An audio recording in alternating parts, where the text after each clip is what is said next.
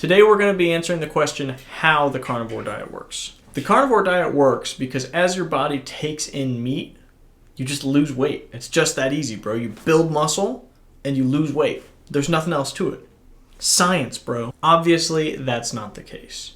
The real reason that the carnivore diet works, as well as any other diet works, you have to boil it down to the brass tacks, the fundamentals of how we measure the amount of calories that our body is consuming and how many we are burning. And if you're continually consuming more than you are burning, you're going to gain weight. And if you are consuming close to or less than the amount of calories that you're burning on a continual basis, day after day after day after day, you will begin to lose weight. It doesn't matter if you're eating nothing but 100% protein, you can gain or lose weight eating 100% protein. You eat carbs, protein, and fat, you can gain or lose weight. It really boils down to calories. So let's break down an example. So what I have before me is a copy of my InBody scan, and it breaks down my basal metabolic rate. What that is essentially if I was to wake up early in the morning, sit on the couch, and do absolutely nothing all day until about 10 p.m., that's my base metabolic rate of calories that my body would consume on a daily basis. And so at the time when this one was taken, I was 195 pounds. So this is the test that I had right before I started the carnivore diet. This was actually taken January 1st. 3, 2, 1, 0. So what I have before me is a copy of my InBody scan, and it breaks down my basal metabolic rate. What that is essentially if I was to wake up early in the morning, sit on the couch, and do absolutely nothing all day until about 10 p.m., that's my base metabolic rate of calories that my body would consume on a daily basis. And so at the time when this one was taken, I was 195 pounds. So this is the test that I had right before I started the carnivore diet. This was actually taken January 1st. That's a relatively high metabolic rate. However, this does not include any allotment of calories being burned for exercise, just as you get up and go about your day, anything like that. So realistically, if I'm working out 6 days a week with pretty high intensity and also spending time in the sauna and the steam room, 6 days a week, my base metabolic rate is probably closer to 25 or 2,700 calories a day to maintain body mass. Okay, and so with that being our benchmark, let's get into some examples. The first example I would like to get into is an example of why I've been losing weight on this diet up to this point.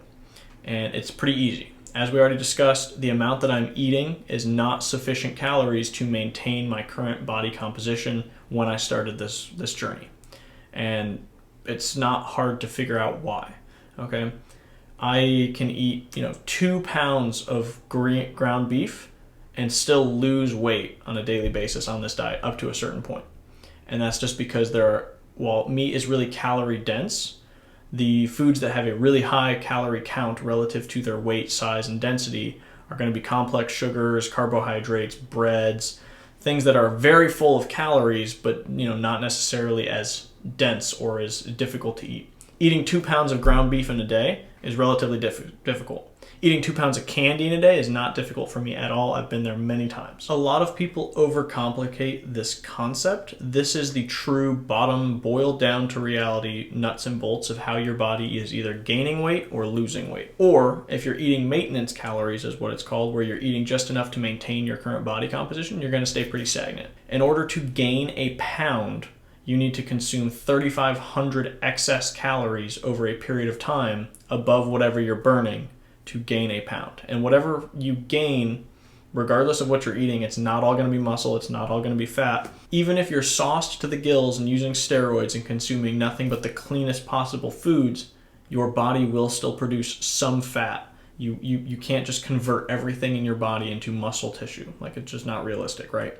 There's also water weight. There's all these fluctuations that go into your weight.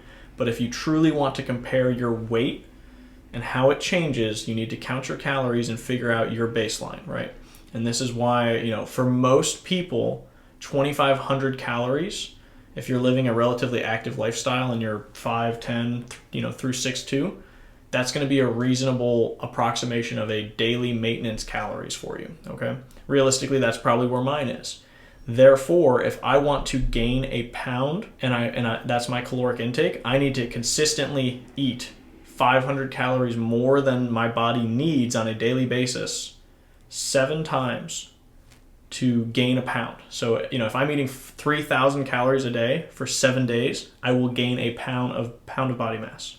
If my goal was to lose weight, I would similarly look at how many calories my body needs on a daily basis to maintain its current composition.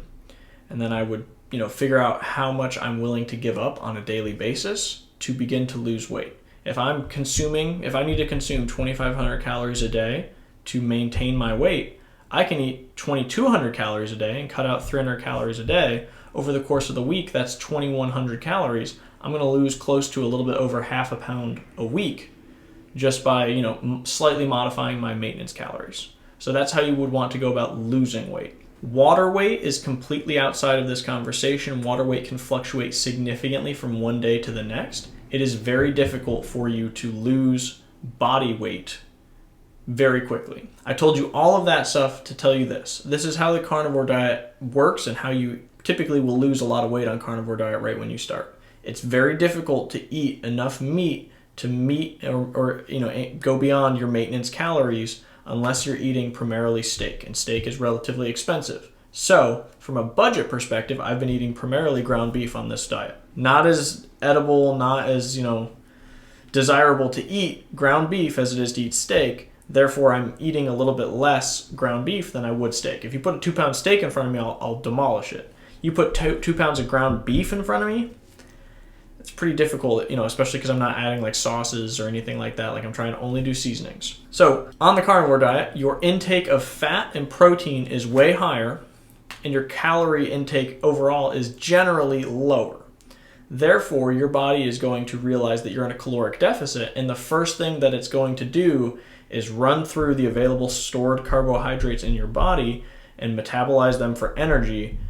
And when those have been run through, you'll go into what's called ketosis, and your body will start to metabolize fat instead of carbs as energy. So there you have it, guys. That's a very brief breakdown of how the carnivore diet works and why, typically initially a lot of people see significant weight loss in the first period, and then they'll stabilize and maintain their body composition. Thank you guys so much for watching. I hope you found this a little bit helpful, a little bit instructive. I'm definitely not a scientist. I'm basically just a bro, but I know a thing or two about nutrition, even if I don't look like it. But we're glad you're here. Thank you so much for watching. If you're liking what you're seeing, please subscribe, hit the notification bell, and I'll see you guys tomorrow for the next video.